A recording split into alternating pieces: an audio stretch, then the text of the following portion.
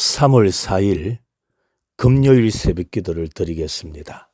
찬송가 199장 나의 사랑하는 책 비록 헤어졌으나 199장 찬송을 함께 드리겠습니다.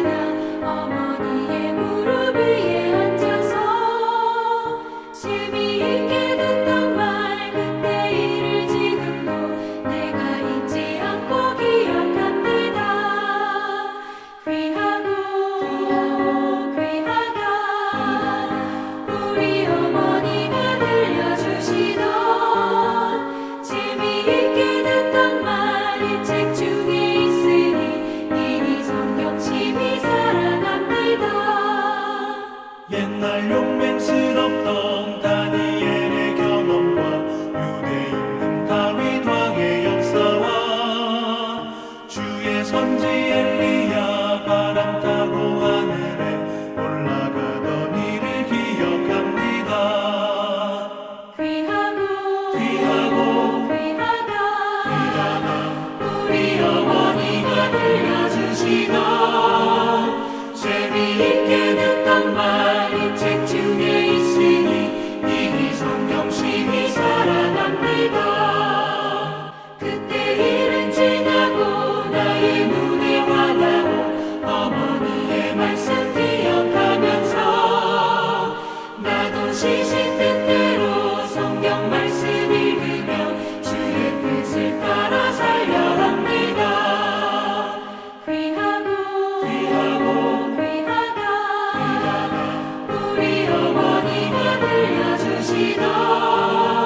재미있게 듣던 말이 책 중에 있으니 이 성경심이 사랑합니다. 오늘 주시는 하나님의 말씀은 디모데후서 2장 7절부터 13절까지입니다. 디모데후서 2장 7절부터 봉독합니다. 내가 말하는 것을 생각해 보라. 주께서 범사에 내게 총명을 주시리라. 내가 전한 복음대로 다윗의 씨로 죽은 자 가운데서 다시 살아나신 예수 그리스도를 기억하라. 복음으로 말미암아 내가 죄인과 같이 매이는 데까지 고난을 받았으나 하나님의 말씀은 매이지 아니하니라. 그러므로 내가 택함 받은 자들을 위하여 모든 것을 참음은 그들도 그리스도 예수 안에 있는 구원을 영원한 영광과 함께 받게 하려 함이라. 밑보다 이 말이여 우리가 주와 함께 죽었으면 또한 함께 살 것이요 참으면 또한 함께 왕노릇할 것이요 우리가 주를 부인하면 주도 우리를 부인하실 것이라. 우리는 밑범이 없을지라도 주는 항상 밑보시니 자기를 부인하실 수 없으시리라. 아멘. 오늘은 본문 말씀으로 매이지 않는 하나님의 말씀이라는 제목으로 함께 은혜를 받고 기도 제목을 찾도록 하겠습니다.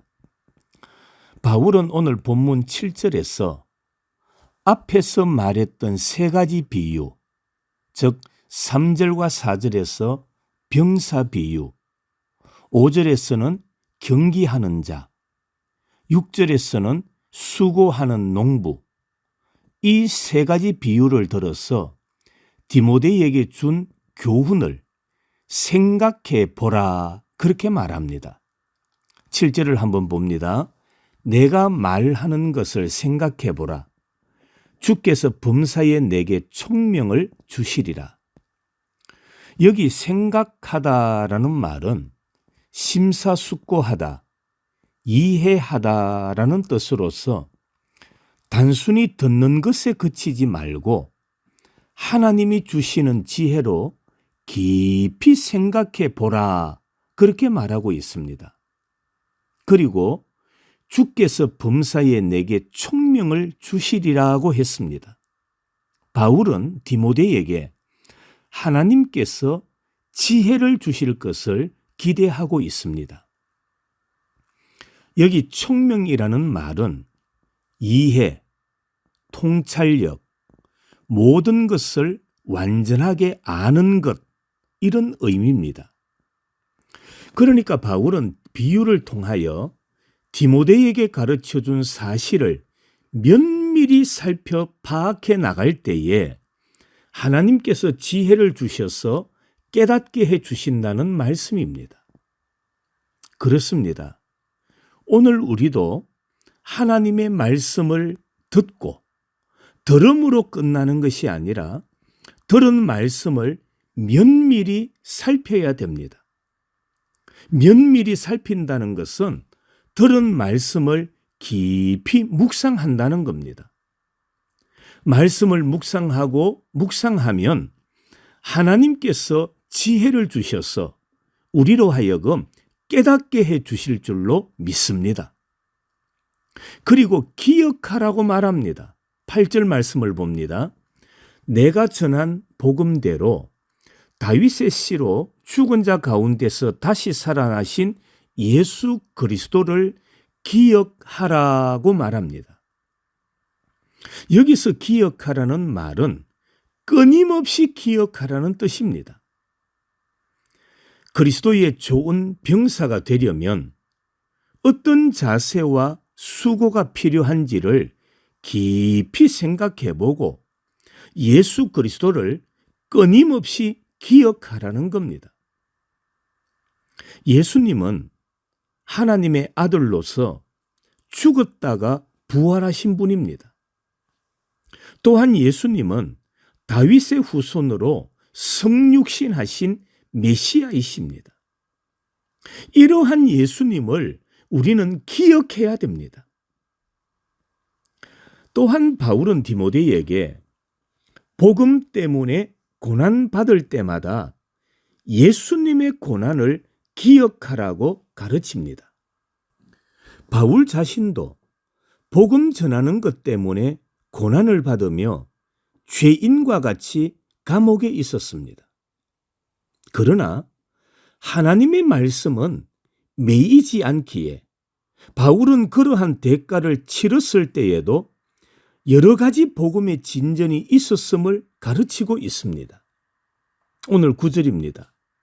복음으로 말미암아 내가 죄인과 같이 매이는 데까지 고난을 받았으나 하나님의 말씀은 매이지 아니하니라. 바울이 고난을 받으면서 인내한 이유가 뭡니까? 그것은 택함받은 하나님의 백성을 구원하기 위함이었습니다. 그들이 오직 예수님만이 주실 수 있는 구원을 얻고 영원한 영광의 삶을 살게 하기 위함이었습니다. 한편 바울이 감옥에 갇힌 자 되어 매임을 당한 것과는 정반대로 하나님의 말씀은 매이지 않습니다. 그렇습니다. 복음은 결코 메어둘 수 없으며 복음은 결코 가두어 둘 수도 없는 것입니다. 왜냐하면 바울이 매인 자 되어 복음을 전하지 못하게 되더라도 복음은 여전히 하나님의 일로서 다른 신실한 성도들을 통하여 끊임없이 중단 없이 전파되어질 것이기 때문입니다. 바울 당시 로마 황제였던 네로의 박해의 위협이 하나님의 섭리와 역사하심을 결코 막을 수 없을 뿐만 아니라 그 하나님의 말씀을 가둘 수도 없는 것입니다. 또한 바울은 디모데에게 그리스도의 좋은 병사는 생사고락을 대장 되시는 예수님과 함께 신실하게 담당해야 함을 강조합니다. 11절에 보면 밑보다 이 말이요 우리가 주와 함께 죽었으면 또한 함께 살 것이요. 여기 밑보다 이 말이요 이 표현은 바울이 목회 서신에서 즐겨 사용했습니다. 그런데 이 말은 이후에 얘기하는 것은 절대적으로 신뢰할 만하다라는 사실을 강조하는 관용 어구입니다. 이어서 우리가 주와 함께 죽었으면 또한 함께 살 것이요 라고 말합니다. 성도에게 있어서 주와 함께 죽는 것은 매우 중요한데, 이는 주와 함께 죽지 않는 자는 다시 살 수 없기 때문입니다. 그러면 그리스도와 함께 죽는다는 것은 무엇을 의미하는 것일까요? 여기에 대해서 몇 가지 의견이 있는데, 첫째로는 성도의 순교를 가리킨다라는 견해이고, 둘째로는 성도의 세상 욕심과의 단절을 의미한다는 견해, 세 번째로는 세례가 갖는 의미로서 죄에 대해서는 죽고 예수님에 대해서는 함께 사는 것을 의미한다는 견해입니다. 이 세 가지 중에 세 번째 견해가 가장 타당합니다. 하나님의 자녀로서 거듭났음을 상징하는 세례를 받는 자는 죄의 종로로 하던 옛사람을 벗어버리고 그리스도의 형상을 담고자 힘쓰는 것은 마땅한 일이기 때문입니다. 그러므로 성도는 세상 욕심을 가진 자신에 대하여는 죽었으나 그리스도에 대해서는 산 자이기 때문입니다. 이렇게 주님과 함께 할 때에 예수님과 함께 왕노릇하게 된다고 가르칩니다. 오늘 12절에 보니까 참으면 또한 함께 왕노릇할 것이요 우리가 주를 부인하면 주도 우리를 부인하실 것이라. 여기 보면 무엇을 하면이라는 뜻은 가정법이 아니라 사실을 나타내는 접속사입니다. 그러니까 우리가 그리스도의 죽음에 동참하면 우리가 실제로 살 것이요 실제로 참으면 그리스도와 함께 왕노릇할 것이지만은 반대로 주님을 부인하면 주님도 실제로 우리를 부인하실 것입니다. 이때 왕노릇하다라는 동사는 다스린다라는 의미를 가지고 있습니다. 디모데를 포함한 모든 사역자가 복음 전파 때문에 고난과 핍박을 당한다고 해서 더 이상 참지 못하고 주님을 배반하면 주님도 그들을 실제로 버리실 것이기 때문입니다. 마태복음 10장 33절에 보면 누구든지 사람 앞에서 나를 부인하면 나도 하늘에 계신 내 아버지 앞에서 그를 부인하리라고 했습니다. 누가복음 12장 9절에도 사람 앞에서 나를 부인하는 자는 하나님의 사자들 앞에서 부인을 당하리라고 예수님은 말씀하셨습니다. 주님은 그것을 시행하는 데 신실하십니다. 다시 말하면 성도들이 주님을 신실하게 잘 섬기고 고난을 인내하면 주님도 신실하게 그들에게 복을 주실 것입니다. 그 주님이 우리를 신실하게 사랑하시고 돌보고 계십니다. 과거에도 그랬고 현재도 그렇고 미래에도 우리를 사랑하고 돌보실 것입니다. 13절입니다. 우리는 믿음이 없을지라도 주는 항상 믿으시니 자기를 부인하실 수 없으시리라. 그러니까 우리는 항상 주님을 의지해야 됩니다. 모든 것을 주님께 맡기고 주님을 위해 영적 싸움을 이어나가는 성도가 되시기를 바랍니다. 말씀을 마칩니다.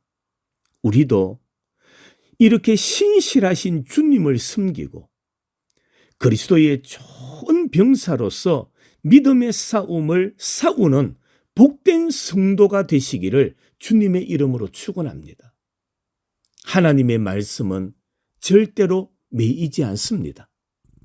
복음은 절대로 중단될 수가 없습니다. 신실하신 하나님의 복음이 매이지 아니하고 누구를 통해서든 전파되는 것처럼 우리는 신실하신 예수 그리스도의 병사가 되어 생명 다하는 그날까지 우리 예수 그리스도를 증거하고 선포하고 복음을 나누며 살아가는 거룩한 믿음의 성도들이 되시기를 주님의 이름으로 축원합니다. 오늘 주신 말씀을 생각하면서 함께 기도하겠습니다. 우리는 듣고 배우는 하나님의 말씀을 깊이 생각하는 자가 되고 하나님의 말씀을 늘 기억하며 살아가는 자가 되도록 기도하십시다. 하나님의 말씀을 들음으로 끝나는 것이 아니라 그 말씀을 내 머리에, 그 말씀을 내 가슴에, 그 말씀을 내 입에, 그 말씀을 내 행동에 담아서 실천하고 순종하는 자가 되도록 기도하겠습니다.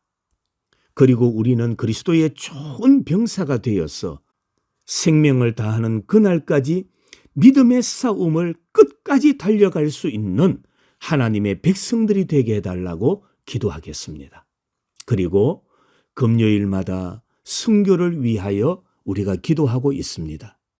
해외 건축한 교회, 태국 뽕끌랑남 의성교회, 필리핀 달림 의성교회, 파식 의성교회, 고개요 의성교회, 그리고 사역하는 짬농 전도사님, 아셀 목사님, 젬마 목사님, 레베카 목사님, 그리고 협력 선교사님들, 기관이 돕는 선교사님, 교회가 돕는 교역자, 또 기관이 돕는 교역자, 교회가 돕는 각 기관들 하나님께서 은혜 주시고 이 한 해에 하나님의 거룩한 뜻을 이루어가는 복된 열매가 풍성하게 맺혀질 수 있도록 선교를 위하여 우리가 함께 동력의 기도를 해주시고 여러분 개인 기도를 드림으로 오늘 새벽 기도를 마무리하도록 하겠습니다.